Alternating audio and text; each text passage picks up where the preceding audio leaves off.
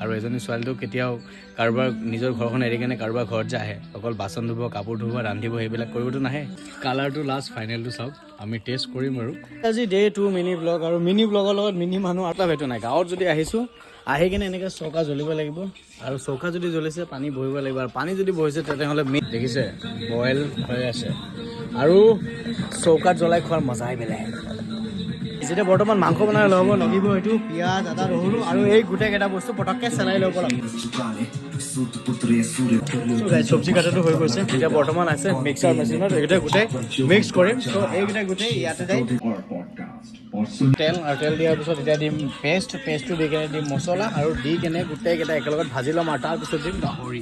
মাংস দি দিছোঁ আৰু দি কেনে এতিয়া মাংসটোৰ লগত এইটো ভালকৈ মছলাকেইটা মিলাই, কালাৰ দেখিছে নেকি কালাৰ হৈছে।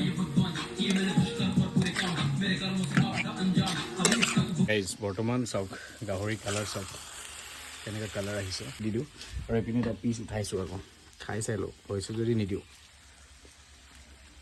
জুই জ্বলি আছে, সিজি লওক, সিজিলে উঠাই কিনে খোৱাত বৰ্তমান বনোৱা হৈ গ'ল, আৰু কালাৰটো লাষ্ট ফাইনেলটো চাওক, আমি টেষ্ট কৰিম আৰু কেনেকুৱা হৈছে কমেণ্টটো জনাব।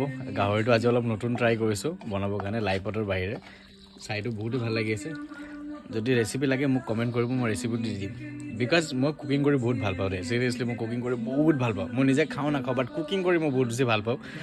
আৰু নাজানো, আৰু শিকি ৰাখিব লাগে। ৱাইফে কিমান দিন কৰিব, কোনোবা দিন তাই বেমাৰত পৰিলে খুৱাবতো লাগিব, আৰু বেমাৰত নপৰক বাৰু, এনেও খুৱাবতো লাগিব। জৰুৰী নহয় ন ৱাইফে যে অকল ৰান্ধিব, ৱাইফে অকল বাচন ধুব, ৱাইফে কাপোৰ ধুব।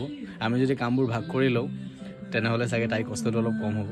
আৰু এজনী ছোৱালীটো কেতিয়াও কাৰোবাৰ নিজৰ ঘৰখন এৰি কেনে কাৰোবাৰ ঘৰত যে আহে অকল বাচন ধুব, কাপোৰ ধুব, ৰান্ধিব, সেইবিলাক কৰিবতো নাহে। চ' কিছুমান সময়ত যদি সেইবোৰ আমি ভাগ কৰি লওঁ তেনেহ'লে ৱাইফে চাগে আমাৰ পৰা দুখ নাপায়। ডাউনলোড কৰি এনেকৈ ট্ৰাই কৰাৰ আগতে